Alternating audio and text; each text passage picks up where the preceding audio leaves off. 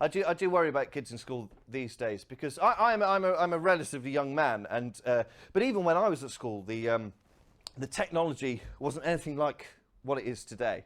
Technology has developed so much, and that is going to be the thing through which children form their emotional relationships in the future.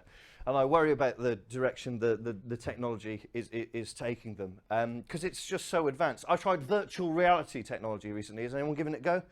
VR, it's really good, isn't it? I went round to my friend Joe's house. Joe is a big gay tech nerd. That's his personal brand. That's how he talks about himself. And he's got a full VR setup in his bedroom. So he's got 2 cameras that point at you and track your movements, and you're wearing the goggles, obviously, to look at the virtual reality world, and there's a camera pointing out that also helps track your movements, and you're holding 2 things to interact with the virtual reality world. So I played an archery game where I'm firing arrows at other archers like that, and I played a Star Wars game where I'm deflecting laser bullets with a lightsaber like that. And if you've not tried VR technology, it's much better than you think it will be. It's really good. And as I'm trying this stuff out, Joe whispers in my ear, "Alexander, would you like to try some virtual reality pornography?" Which is up there with the stupidest questions I've ever been asked. I already had the goggles on, so I sat down and he put on some virtual reality pornography, but I've forgotten there, haven't I, that my friend Joe is gay. So the only virtual reality pornography I've never seen one coming at me like that before. Spent the whole time going, that table over there is very realistic, isn't it? Jesus Christ! Straight women, you have my sympathy. Only thing that is going to save us as a species from virtual reality pornography is how stupid you look masturbating wearing goggles. That's the only thing. Look ridiculous, according to the comments on my new website. Give some people a text box, they've all got a fucking opinion. You're right to laugh at that. Did anyone see recently? Because I think you can't overestimate how much people can personally project onto the technology, onto inanimate objects. Did anyone see the problem with Alexas recently? So you know Alexa, the little robot that you put in your house and you ask it to buy you more toilet roll. I want more toilet roll, Alexa. Boop, boop. Yes, I will get you more toilet roll, right? That thing. Alexas started randomly laughing in people's houses. This is true, this happened. So you'd be upstairs in bed in the middle of the night, and downstairs your little toilet roll robot would just start going. And the people who make Alexas said this was a fault, okay? Alexa has a function where you can make Alexa laugh if you just ask it to laugh. I'd fucking love to play to an audience of just Alexas.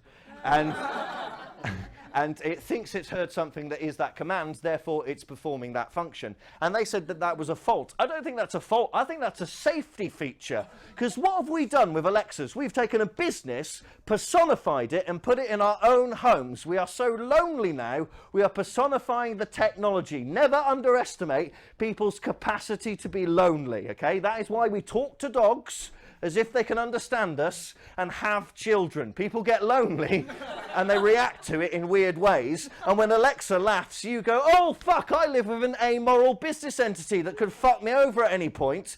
Thank you, Alexa, for laughing like the evil genius that you actually are.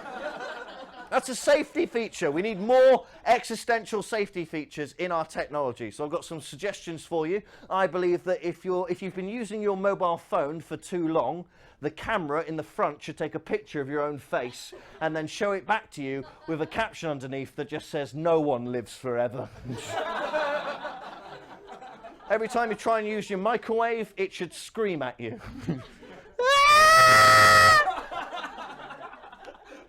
Every time you open your laptop, you should have to have a minute's silence for the children that built it.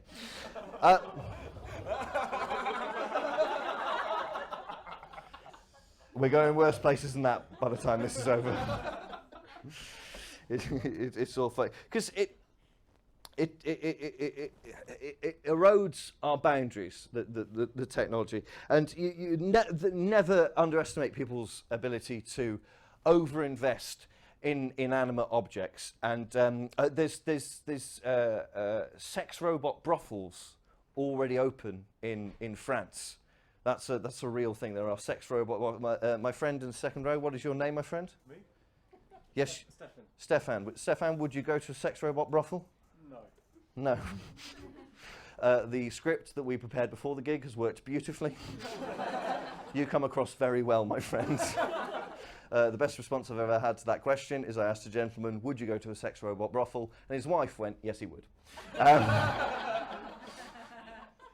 I couldn't go to a sex robot brothel because I know a human being has programmed that sex robot, and no one should have that much power. That is too much power. If I programmed sex robots, I would definitely use it as an opportunity to mess with people's heads, wouldn't you?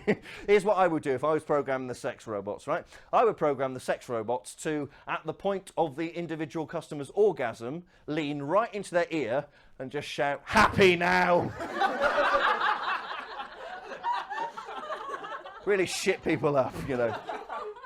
Presumably those people are going there because they've got some kind of emotional wound that they need to heal. So maybe you can put these sex robots to a good use in society. So how about this instead? You program these sex robots to, at the point of the individual customer's orgasm, play an audio recording of that individual's father saying, "You don't need to do this, son. I am proud of you. I am proud of you." Making the world a better place. There's no romance in a sex robot brothel, is there? There's no. In the 19th century, great writers would go to brothels and they would live there and they would work there and they'd fall in love with sex workers and they would write great works about them and they would buy them things. "Oh, see you next week, Cynthia. Oh, we'll see you next week, my darling." There's no romance in a sex robot brothel. You're done with her, you drag her down the stairs by her ankle, hitting every step as she comes down, throw her against a tiled wall and they just hit her with a powerful hose. "See you next week, my dear." Listen, as far as reactions to washing cum out of a robot goes, you've done quite well, okay? Stefan is not giving me anything on washing cum out of a robot. He's going, I've made my statement and I'm sticking to it.